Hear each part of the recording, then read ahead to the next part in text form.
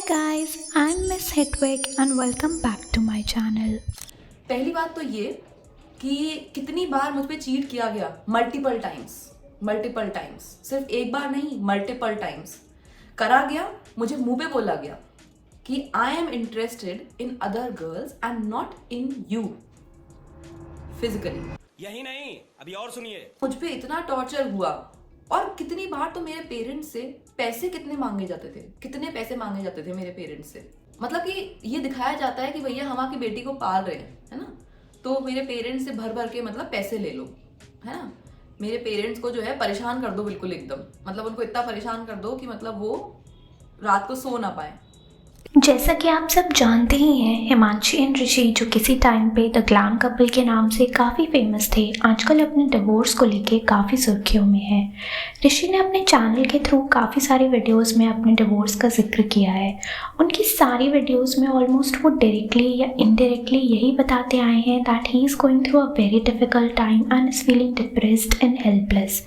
उनके सारे व्लॉग्स में बस यही देखने को मिलता था कि कैसे वो इस मुश्किल समय से निकलने की कोशिश कर रहे हैं, और उनकी इन्हीं बातों से उनकी ऑडियंस को उनके लिए काफ़ी बुरा लगता था। ऑलमोस्ट सबको लगने लगा था कि हिमांशी ही गलत है and Rishi is innocent in this whole divorce scenario. यहाँ तक कि हिमांशी के फैंस भी उन्हीं को ब्लेम करने लगे थे कि उनसे उनका फेम ऋषि के साथ बांटना बर्दाश्त नहीं हुआ।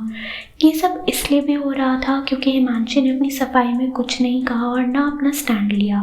उन्होंने काफ़ी टाइम से चुप्पी साधी हुई थी, जिसकी वजह से लोगों को लगने लगा कि गलत वो ही है, वरना वो अपना स्टैंड क्यों नहीं ले रही हैं। अब आप मुझे बताओ कि इतना सब कुछ हो रहा है कैमरा के पीछे, मैं सामने आके नहीं बोल रही हूँ। क्यों नहीं बोल रही हूँ? क्योंकि मैं इस चीज़ का तमाशा नहीं बनाना चाहती थी। तमाशा तो बन गया है और एक बार पहले भी बना था। ऋषि एंड हिमांशी 2023 में ही सेपरेट हो गए थे। उन्होंने एक दूसरे के साथ व्लॉग्स डालने बंद भी कर दिए थे और ऋषि ने अपना सेपरेट यूट्यूब चैनल भी खोल लिया था। हिमांशी भी अपने घर जयपुर चली गई थी और काफ़ी मंथ्स वहीं रही थी, जिसकी वजह से लोगों ने यह अंदाज़ा लगा लिया था that all is not good between them. और लोगों के इस शक को ऋषि ने अपने यूट्यूब चैनल पे एक वीडियो डाल के कंफर्म भी कर दिया था। उन्होंने एक्सेप्ट कर लिया था that he and Himanshi are not together anymore and is heading for divorce. But उन सब चीज़ों का कोई सोल्यूशन नहीं निकल पा रहा था और वो चीज़ें हम दोनों के लिए बहुत ज़रूरी थी। वो अपने पॉइंट उसके लिए ज़रूरी है, मेरे पॉइंट मेरे लिए ज़रूरी है। म्यूचुअली डिसाइड करा कि that maybe we should not stay together. बस अब ये होगा कि हिमांशी ने और मैंने अपने पाथ्स डिफरेंट कर लिए। Mutually really? तो अब कहानी बदल कैसे गई? पहले जब अलग हुए तो म्यूचुअली हुए और अब जब दोबारा अलग हुए हैं तो स्टेटमेंट बदल गया है कि इन्होंने तो काफ़ी ट्राई किया बट हिमांशी को ही इनके साथ नहीं रहना है। अगर नहीं रहना होता तो सेपरेट होने के बाद भी वो वापस इनके पास क्यों अपने रिश्ते को बचाने आती? जहाँ तक हमें पता है, सेपरेट होने के बाद भी हिमांशी जयपुर से वापस लखनऊ आई थी और इस रिलेशनशिप को सेकंड चांस दिया था, बट फिर भी things didn't work out and reason तो अब आप सबके सामने है ही। ये है मेरा जवाब। कितनी बार मुझे बोला गया let's keep it open. Open का मतलब आप लोग समझते हैं? हिमांशी ने अपनी रीसेंट वीडियो में ये भी बताया है कि कैसे ऋषि उनको छोड़ के सोलो ट्रिप्स पे चले जाते थे, और जब वो क्वेश्चन करती थी कि ऐसा क्यों, तो जवाब मिलता था that he needs his space. तो ऋषि, अब जब फाइनली हिमांशी ने आपको आपकी परमानेंट स्पेस दे दी है तो आपको इतना बुरा क्यों लग रहा है? हिमांशी ने अपनी वीडियो से काफ़ी लोगों के डाउट्स क्लियर कर दिए हैं। जो लोग उन्हें सपोर्ट नहीं कर रहे थे अब वो भी उन्हीं के फेवर में बोल रहे हैं। Walking away from a narcissist is not a loss, it's a significant gain. It means breaking free from manipulation, reclaiming your self-worth, and protecting yourself from future emotional distress. It's a courageous step towards peace, self-respect, and a more fulfilling life. More power to you. कुछ इस तरह के comments करके काफ़ी लोग हिमांशी के साथ दे रहे हैं। हिमांशी के लिए इतना सपोर्ट देखकर ऋषि ने भी हिमांशी की इस वीडियो पे रिएक्ट किया है।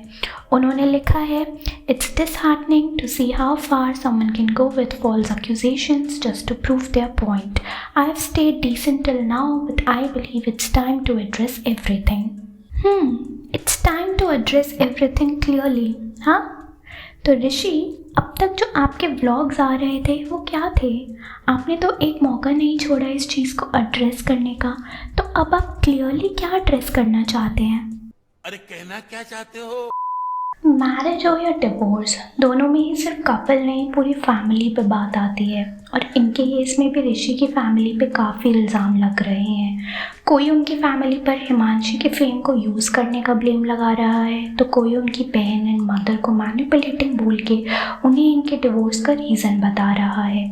ये तो इनके फैंस का कहना है, लेकिन ऋषि की फैमिली भी हिमांशी की फैमिली पे काफ़ी ब्लेम लगा रही है।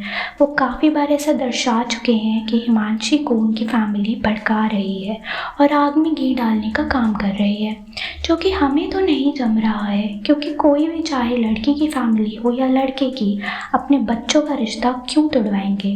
बट ऑब्वियसली बात इतनी आगे बढ़ चुकी है कि दोनों की फैमिली एक दूसरे को ही ब्लेम करने पर लगी हुई है। ऋषि को ये भी प्रॉब्लम है कि डिवोर्स केस लखनऊ से जयपुर शिफ्ट हो गया है। इसकी सिफारिश हिमांशी ने ही करी थी, क्योंकि उनके लिए हर सुनवाई पे लखनऊ जाना पॉसिबल नहीं था। बट पॉसिबल तो ऋषि के लिए भी नहीं है कि वो हर हियरिंग पर जयपुर आ सके, तो फिर जज ने हिमांशी की अपील क्यों एक्सेप्ट करी? अब कुछ लोग बोलेंगे क्योंकि वो लड़की है। इनफैक्ट ऋषि भी काफ़ी टाइम से अतुल सुभाष का केस डिस्कस कर करके यही एम्फसाइज कर रहे हैं कि कैसे लॉ लड़कियों के लिए काफ़ी लीनियंट है एंड इसी वजह से लड़कियां इसका काफ़ी फ़ायदा उठाती है। अब सोचने वाली बात यह है कि जजेस को हिमांशी की साइड लेके क्या ही मिलेगा। उन्हें हिमांशी के एलिगेशंस में कुछ सच दिखा होगा, तभी तो उनकी अपील एक्सेप्ट करी गई है। हिमांशी ने कुछ प्रूफ्स दिए होंगे, अपनी बात रखी होगी, तभी तो केस इतनी ईजिली उनके होम टाउन शिफ्ट हो गया है। तो लोग इसको मेल वर्सेस फीमेल बनाने में क्यों लगे हुए हैं, और क्यों ऋषि बार बार अतुल सुभाष का केस डिस्कस करके सिंपैथी गेन कर रहे हैं एंड अपनी वीडियोस का टाइटल कुछ इस तरह का रख रहे हैं। ऋषि ने एक बार अपने इंस्टाग्राम पे भी कुछ ऐसी स्टोरी लगा दी थी जिसकी वजह से उन्हें काफ़ी बैकलैश मिला था। अब इस स्टोरी से ऋषि बताना क्या चाह रहे थे कि हिमांशी को उनके मामा's बॉय होने से प्रॉब्लम थी, बट अगर होती तो वो अपनी वीडियो में ये पॉइंट भी रख सकती थी, क्योंकि पब्लिक उन्हीं की साइड लेती। आजकल किसी लड़के को मामा's बॉय बोलना कर्स करने से कम नहीं है, and today's generation specially women doesn't want to be with one. Rishi को समझना चाहिए कि प्रॉब्लम उनके मामा's बॉय होने से नहीं है, प्रॉब्लम है कि शादी करके वो ही सेम लव एंड रिस्पेक्ट उनकी वाइफ भी डिज़र्व करती है जो उन्हें नहीं मिल पाती है। Love your parents, respect your parents, everybody gets that. But what about loving and respecting the person you married? यहाँ लोग अक्सर चुप कर जाते हैं, जिसकी वजह से कभी एक पॉजिटिव क्वालिटी जो हुआ करती थी आज एक नेगेटिव क्वालिटी बन चुकी है।